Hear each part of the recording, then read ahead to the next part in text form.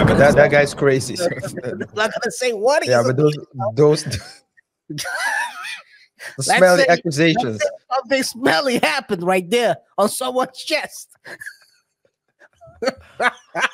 Yo, But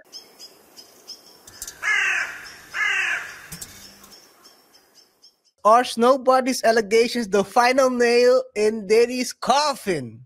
snow bunnies. Snow bunnies. He has now 2 of those 6 are now snow bunnies. And according to the story, this is what it says. Let me share my screen real quick. Accuses Diddy of the R word and also assault. Damn. So this is the woman. Let me zoom in a little bit more. In the lawsuit, April says Diddy offered to mentor her in the fashion industry while she was a student at Fashion Institute of Technology. April claims that after Diddy showered her with gifts, they linked up at a bar in Soho where they drank before going back to his room. Sounds consensual, but okay, let's continue. While there, April says she began to feel like the walls were closing in on her. When Diddy alleged began to force himself on her. Yikes. That's the first time. The second time during another incident in 1996. So the first time was early 90s, then 1996. April claims Diddy ordered her to his apartment where she met with Kim Porter. She says he forced ecstasy down her throat and demanded her to have intercourse with, well, it's not intercourse, rubation with Kim. Would you say that you are kinky? Okay. That's course. Outer course. Yeah.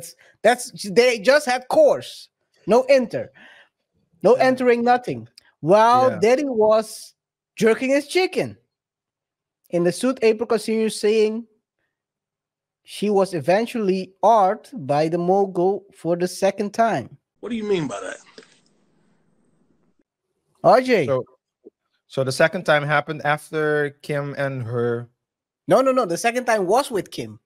Okay, that According was to the her. second time. Yeah. The problem is now Kim is not here anymore. Let's be respectful. Yeah. Let me be respectful. Kim is not here anymore to tell the story. She's the only one who can verify the story, and Yeah, what do I think of it, KR? This is a very, like I always say, these types of cases you need to tread very carefully when you're talking about them, because usually when this happens, there are no other witnesses around. So when you're talking about like a R case or a SA case or any kind of case, oftentimes it happens in a private setting. Yep. As you said, no one's there to corroborate this. We're talking about something that happened, that allegedly happened 24 years ago. No, 34 years ago. The 90 case is a 34 years ago case. And the other one is a 28-year ago case. So that allegedly happened.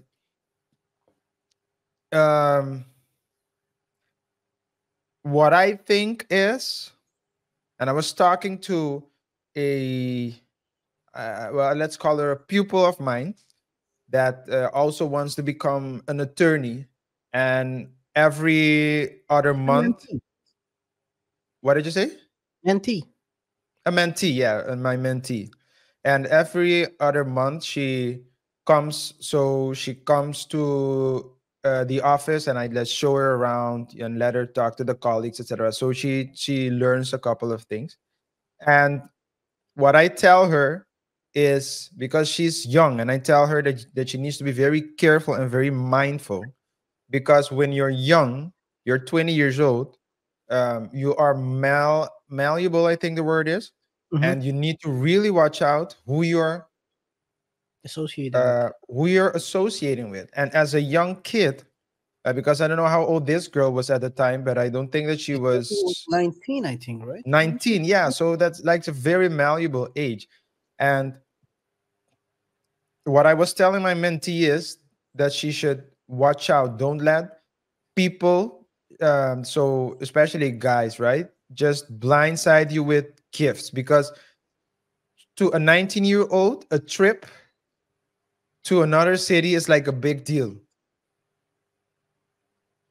Getting a car is like a big deal. But to the person doing so, giving the handing out the gifts, oftentimes it's not that big of a deal. And um, it happened once when she was 19, allegedly in 1990. It happened apparently 6 years older. At that point, she was 25. By the way, it wasn't early 90s according to this. Well, I read the story on Instagram, but according to this article, the first assault happened a year before. So So she was 95 and 18. 96. So Oh, 95 and 96. Yeah. Okay. 95 and 96. So Okay. it's a tough situation, because I do agree with you on the fact that it could have it's a private setting, but we always ask ourselves, right?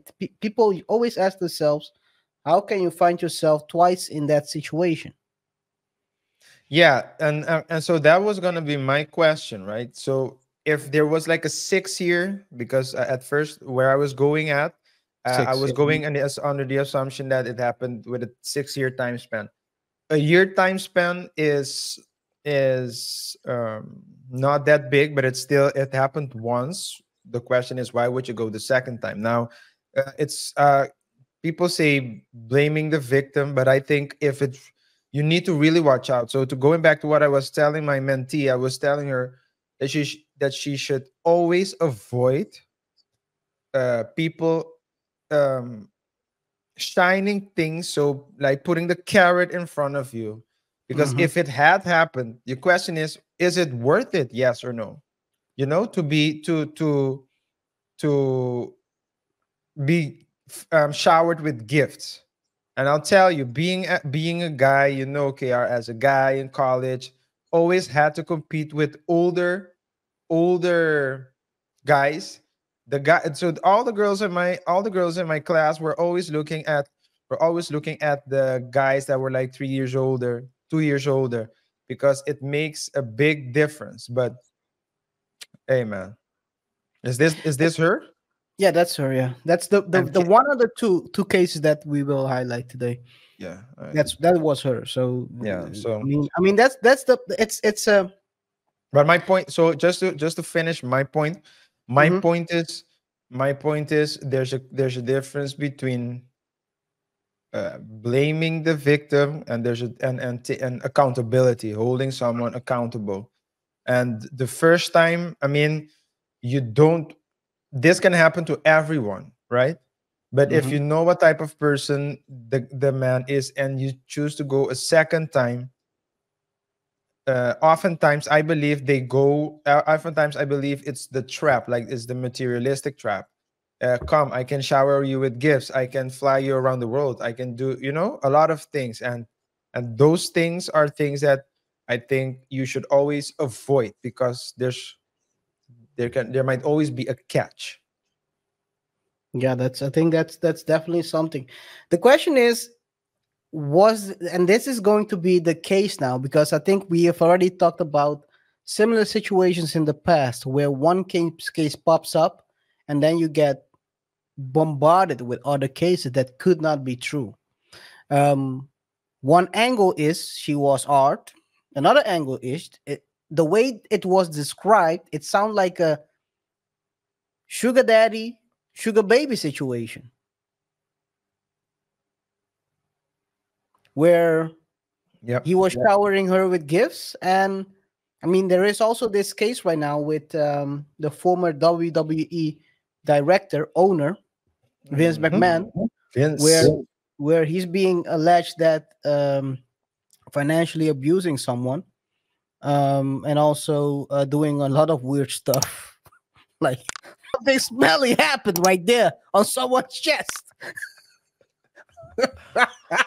Yo, but but the thing is this. So in that situation, um I mean, a lot of times the sugar daddy, sugar baby, and then people might regret it, and then now they're trying to pile up because he never paid her according to her the worth she is. I mean, it's going to be very interesting to see how these cases unfold, yeah, because I think that we pointed out as well, right? We pointed out also the case of Lil Rod, that it was a weird, it's a lot of weird things that were in that lawsuit.